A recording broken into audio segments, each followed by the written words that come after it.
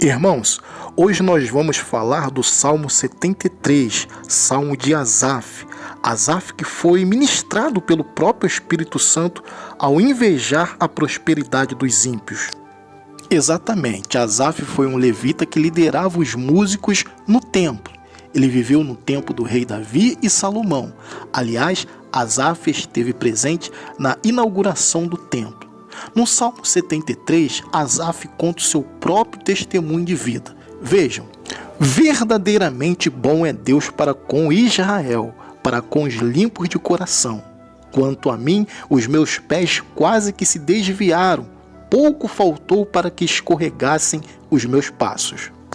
Pois é, nesses dois versículos, Asaf glorifica e exalta a Deus por sua bondade, e depois começa a falar dele mesmo. Ele afirma que quase se desviou dos caminhos de Deus e que faltou muito pouco para que isso viesse a acontecer.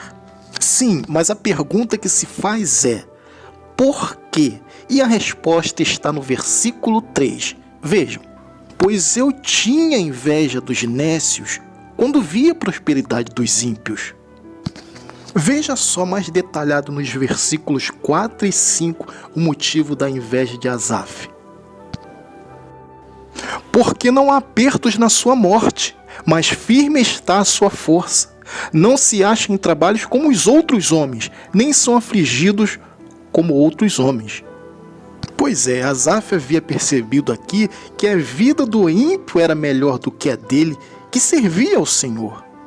Bom, nos versículos seguintes, Asaf começou a apontar os erros e a julgar os ímpios. Ele começou a olhar tanto para a vida deles que achou que tudo aquilo que ele fazia para purificar o seu coração e viver uma vida digna diante do Senhor era em vão.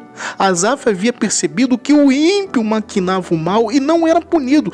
Pouco ficava doente e ainda prosperava, enquanto ele que servia o Senhor tinha uma vida dura e muito difícil. Então ele achava que todo o seu esforço era inútil.